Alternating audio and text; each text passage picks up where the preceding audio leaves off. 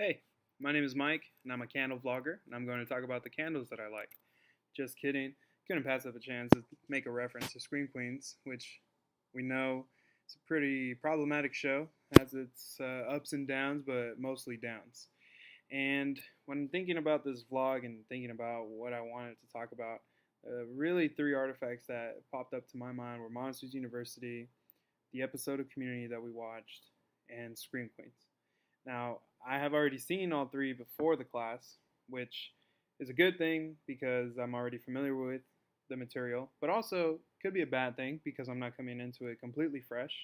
However, I tried to apply a different lens to each episode, each movie that we watch, just to kind of see what are some of the things that I didn't catch that first time around, or what are some of the things that I should really be paying attention to, or now that we've had some of the readings that are very specific to film and to media and pop culture, how can that be helpful to rewatch some of these artifacts and what they really mean? And even now that they've been out for a couple of years, Monsters University to now, what are some of the things that are different about college campuses, or even the episode of Community, what does it mean for community colleges? And then for Scream Queens, of course, that, what does it really mean for that particular group of students, sororities, the way that the dean is portrayed, different things like that. So, when talking about Monsters University, one of the first things that really popped up to me is how Mike, every time he had to take that first step, or every time that there was something new for him, he always really went for it first, first, and like just trying to take advantage of it. Everything was new to him. So it's kind of this sense that college students will always have that opportunity to reinvent themselves, to try to pursue new dreams. He wanted to be a scarer. People told him that he couldn't be a scarer. He'll never be scary, things like that. It's just, what are some of the messages that students are getting? And especially when you think about that it's Pixar, and Pixar really makes movies for adults that are marketed for children. And I would say most movies that Pixar makes are like that. You think about what are some of the things that it's saying about college? What are some of the things that the kids who are going with their parents, maybe their parents went to college, maybe their parents went to college but didn't finish, just like in the movie, that they got expelled, or, what is the message overall that it's saying about college and the worth of a college degree. The other things that I really thought about too are some of the social factors that came into it. So one of the readings from Nunez in talking about the college aspect of it and the college party scene and the media influence that it has on men and the influence that it has on women, the way that men are portrayed, the way that women are portrayed, and just how from students seeing this and maybe students who are about to go to college, this kind of sets those expectations of what they should be seeing when they get to college, or what should happen in their first semester, in their first year.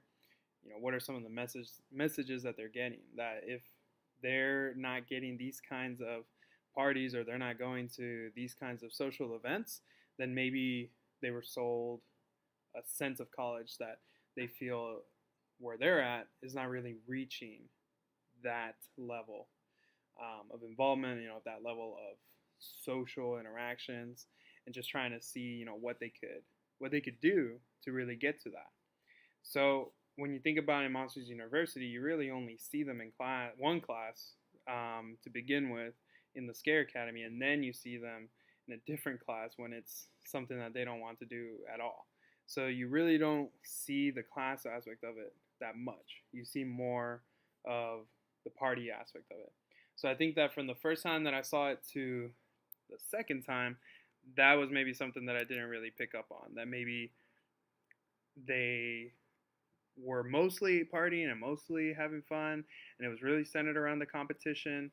But I don't think that I really paid much attention that very first time when I saw it, that they're not in class that much. So what does this really tell us about how college is going to be sold to these students? That you'll spend some time in class, but not really. It's going to be more about the social life and the social aspect of it.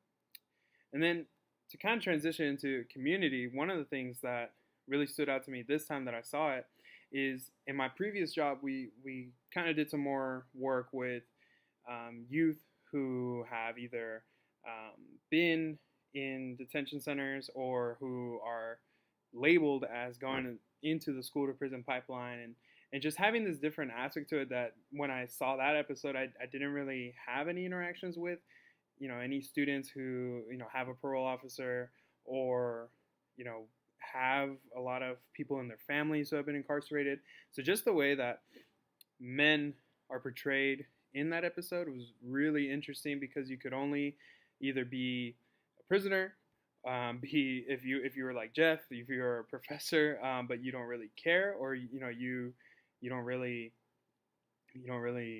want to teach. You're just there to cash a check and give everyone A's. So that really kind of builds into that stereotype about the community college and how community college is sold and how it's packaged to the outside world. Because us who work in higher ed, we know that there's a lot of benefits to community college. Not just to the students, but obviously to the community itself. But that community college shouldn't be seen as just some place where it's easy and kids can just go and kind of extend their high school life. But it should really be taken seriously, and that students can get a lot out of it. But one of the ways that when we talked about in class of how we could put an international lens to it, and some of the ways that international students could get an impression of what school looks like, I really thought back to, for me, when I was growing up, I grew up overseas, and there was a time, and specifically in Spain, and there was a time when the kids from the Spanish school came to us on the military base, on the American school, and they talked to us about the high school cafeteria. So I know this is K-12, but it was when we were talking about the way the international students see these movies and the way that college is portrayed. It really reminded me of my personal experience with that, of getting asked that question about, hey, like, what about the cafeteria, or who hangs out at the cafeteria, talking about cliques. It was probably like 2005, something like that. So Mean Girls had just came out about a year before. So it was just really interesting to think about that for the for the international piece.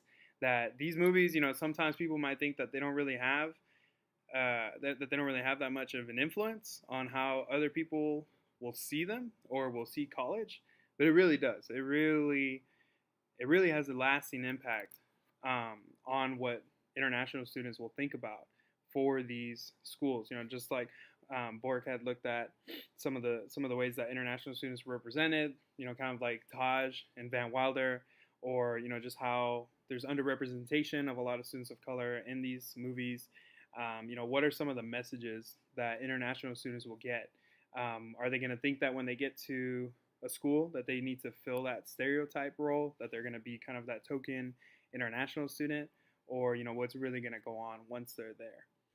So to kind of wrap up the last piece that I have really been thinking about a lot with Scream Queens, is really that gender piece. One of the things that back when Scream Queens came out, maybe this wasn't really out there as much, but there's this account that Laura had brought up in class for Barstool Sports. And one of the things that they always joke around is this idea of Chad and Brad, of their names for the typical white frat guys on a campus. So now that this in Scream Queens that his name is Chad Bradwell, it just kind of reminded me of that, and of how the different gender dynamics that we got from the readings, of how men are supposed to act, how they kind of have this one-track mind, just some of the ways that Jakubowski and Kinine talked about the sexualization of women, or in Spring Breakers, and talking about how this objectification of women's bodies.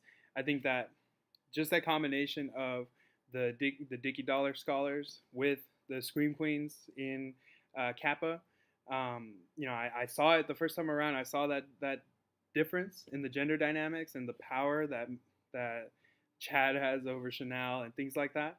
But just to see it again this time, it really stands out a lot more. And I think that it can be a damaging message to men who are seeing this kind of portrayal in Scream Queens and thinking that that's normal.